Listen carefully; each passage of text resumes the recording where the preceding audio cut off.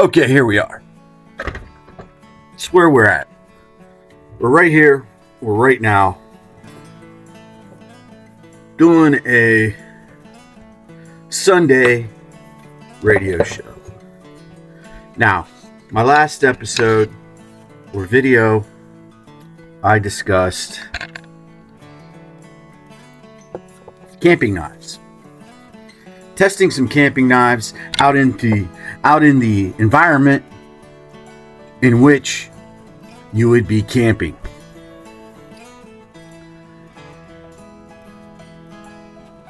I get the question, do you camp a lot? I don't. This summer, I'm going to do some camping. I'm going to do some camping videos with the puppies, and I'm going to do camp knife content. Why not? I know how to camp. I know how to kind of camp comfortably. I know how to glamp. You know, I like my comfort.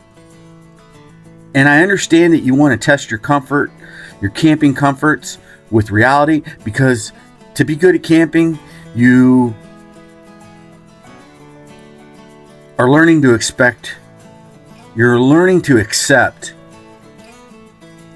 the environment for what it's going to give you at that moment. And you're okay with it, and you're prepared. There's a level of preparedness. There's a level of understanding the weather in that area, knowing your gear, knowing what you have, knowing not to bring too much, knowing not to bring too little. There's an art to camping. There really is. You know, I suggest if you're going to really get into camping, or you are into camping, you should have a total separate set of EDC gear. You should have a total separate set of all kinds of survival gear, and just gear that allows you to live as comfortable as possible with as little to no energy available. I love solar. I love the concept of solar. I love the idea of solar energy when you're camping. But it's complicated, and it's not necessarily dependable. If the sun doesn't shine, there's no electric in your line. You know what I'm saying? And if you got no electric, you better be ready to do without. And if you're not ready to do without, the weak will not survive. And you're like, he's just talking about camping. What's he talking about survival? Well, because, you know, guys, I'm sorry, but I believe in life, everything is relative. There was a guy back in the day that decided, I'm going to turn sleeping outside, homelessness, into a popular recreational experience. Why? And I'm going to call homelessness camping. Why? This guy was a genius. You know, same guy had a building down the street that made lanterns, sleeping bags, pillows, and propane stoves. You know, that's the guy who invented that. I mean, you don't think that star-crossed lovers invented Valentine's Day, do you? No, the guy down the street with the building that makes greeting cards. He makes chocolate in that same building. He also grows roses around back in the greenhouse. He said, I'm gonna make up a holiday. But at least when it comes to camping versus Valentine's Day, camping had a significant use. You had guys like me, other guys much more skilled and prepared than I am. You had guys who said, hey, I can make this fun while learning how to survive in the event the grid goes down. And I can mask my paranoia and my love for conspiracy theories and the hopes for a Armageddon, the hopes for an Armageddon. Yeah, I'm sorry, folks, but there's a lot of American, probably males, ex-military, not ex-military, country boys, whatever it may be, that, yes, are hoping for Red Dawn to happen. Wolverines. I've talked about this before in my videos. I'm one of them. I'll admit it 100% that there is a level of preparedness in my home and around me that is saying, if the shit hits the fan, Dick Ritchie is ready to rock and roll. Rock and roll. You know, I got bullets, I got guns, I got backpacks, I got food, I got water. I've got bacteria pills, you know, the things you drop in water that, you know, a 5-gallon bucket of water, I could drop a tablet in and I can drink that water 5 minutes later. I think. I don't know. I'll have to read the instructions when the shit hits the fan on how to use my water pellets. But yeah, there was a guy who invented camping, who glamorized homelessness. Really did. And it took off. It's taken off. It's flown back, forth, up, above, down, below. Now you can't even afford a camper. You can't afford to be homeless. You can't.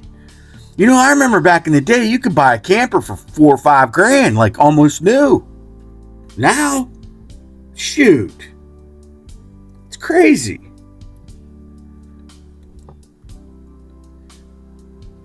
But yes, I was in the Army. I learned how to live in a tent. I did. I literally lived in a tent for almost 6 months. And it wasn't bad. The human mind wraps itself around what environment that human has to live, grow, and thrive in. And it'll make the best of that space. We are dynamic creatures, folks.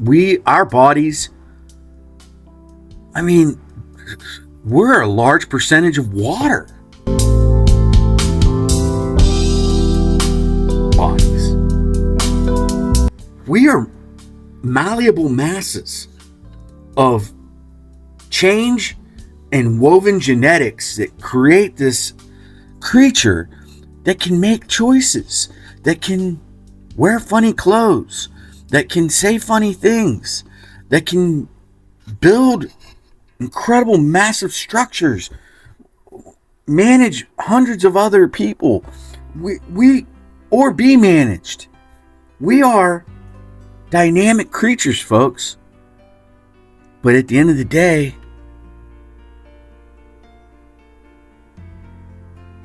we like what we like. We do what we do.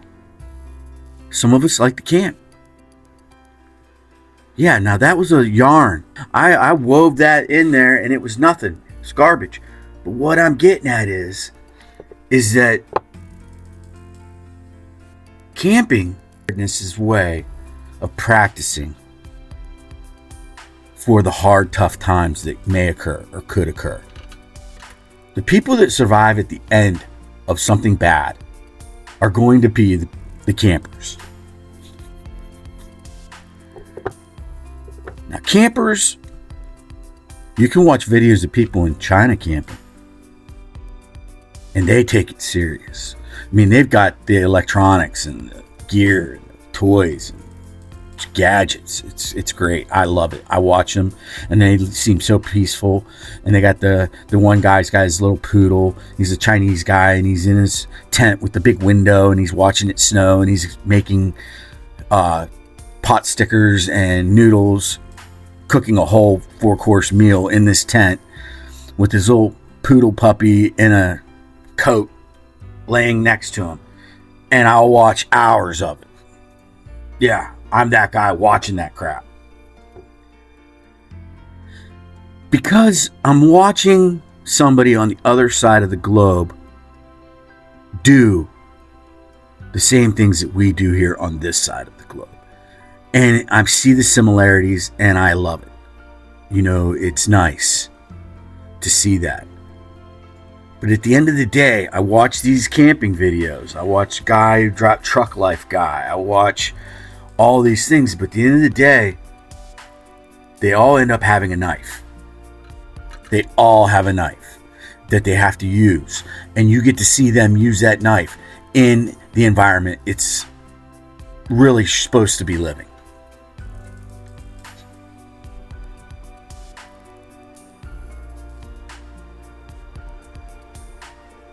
Now, you're going to say, well, what kind of knife is Dick Ritchie going to use? The end of the world? Well, it's probably going to be something like that. Or this. It's got a little saw on the back, so you chop, cut wood, stuff like that. Yeah, I'll have one of those. I'll definitely have one of those. But I'm also going to have a big pocket knife. Bigger. Tougher. Something in my pocket. And I got 5 right here. So I'm going to be doing a video on my 5 toughest pocket knives for shit hitting the fan. And I'm going to do it. I'm going to quarter some wood.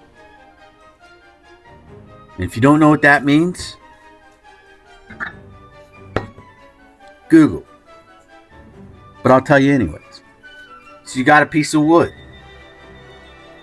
You want your little fire to burn longer. You want it to burn hotter. You want it to burn quicker. Whatever it may be.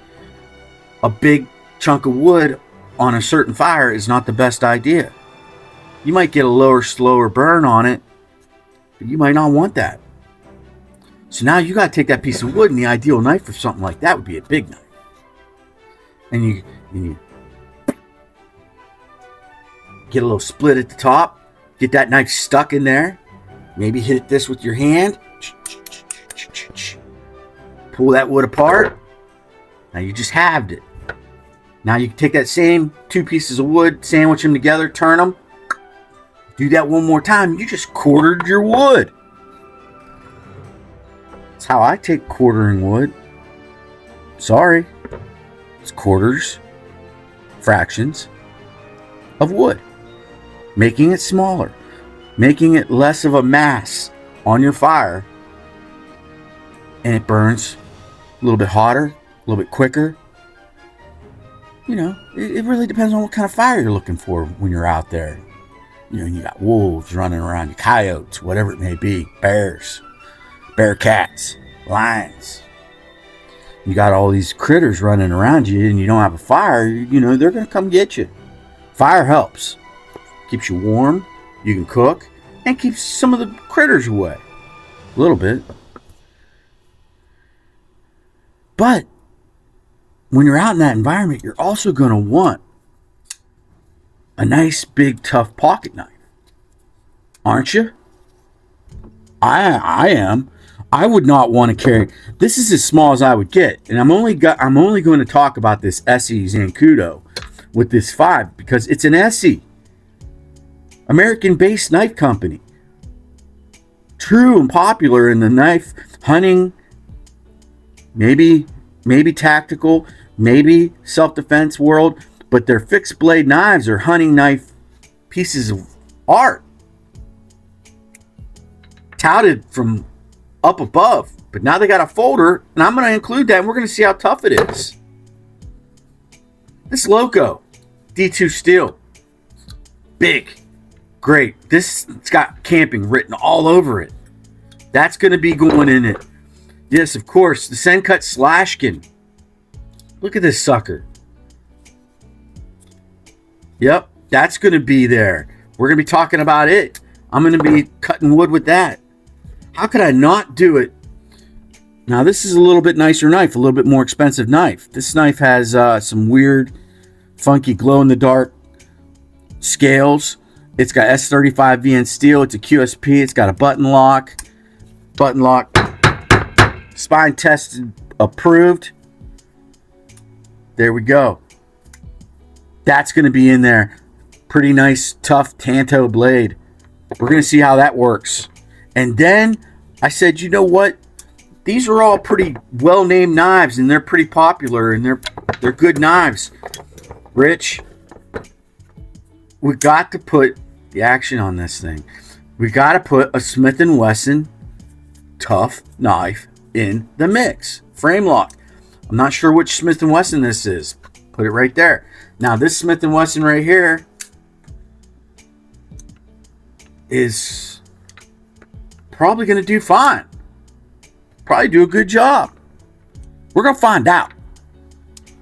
You know, that's the thing. We're going to find out.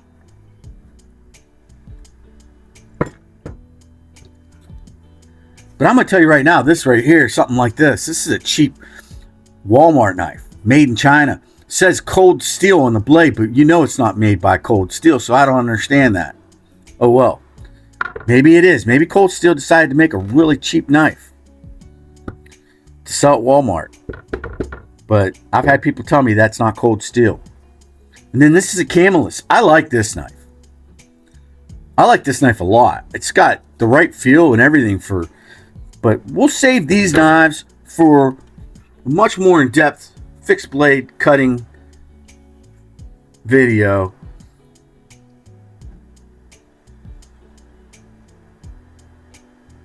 And I'll do that in the field. You know what I'm saying? But those are the 5 knives that are going to be competing next week. The weather's going to be so-so. I should probably do it today. The weather's nice today. Nice and warm and sunny out. But it's Sunday, and I'm doing the radio show on a Sunday. And that's about all I got to talk about is what I'm going to be working on. Is I'm going to be, instead of just buying a whole bunch of new knives all the time and talking about new knives, let's put the knives I buy to the test a little bit more.